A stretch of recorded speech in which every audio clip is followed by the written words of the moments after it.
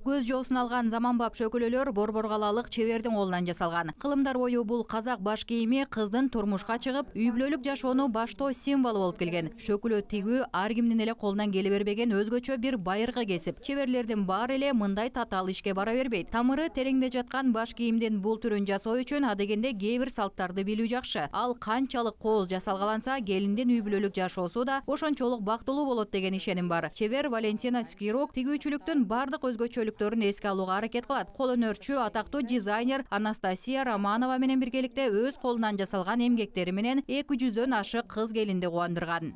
Это идет этническое, именно этническое саукеле, которое раньше девочки одевали. Бул байыртадан бери келе жаткан шөкөлөнүн заманбап түрү. Мурда кыздар аларды көп кийишчү. Азыр алардын сырткы көрүнүшү бир аз өзгөрдү. Ал эми формасы сакталды. Көп учурда жасалгалоо ар кандай болот. Ошондуктан аны жаңыртуу учурунда маани маңызын жоготпоого аракет кылуу керек. Мурун так ушул оюмда жасалган болсо, кийинчерээк күмүш, алтын сыяктуу баалуу заттардан жасалган зер буюмдар менен кооздолгон. Башкача айтканда, шөкөлө канчалык кымбатыраак буюмдар менен жасалгаланса, келин бай үй бүлөдөн деп эсептелген. Серебряными монетами, то есть чем дороже было саукеле, тем, соответственно, невеста была более богаче, можно так сказать, да, зажиточной, и оно было очень дорогое. Валентина шөкөлө жасоого бери дегенде 4 күн керектелерин айтат. Анын бир суткасы баш кийимдин формасын жасоого, калган убактысы кооздоого жумшалат. Чебердин айтымында, турмушунун эң маанилүү учурунда улуттук стилди тандаган кыз келиндердин саны артып келет. Если брать в процентах, то, наверное, в процентов 90.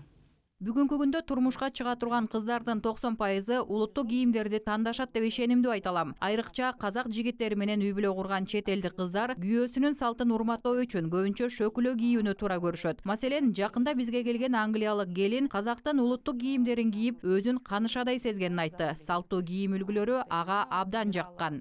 Одела наряд.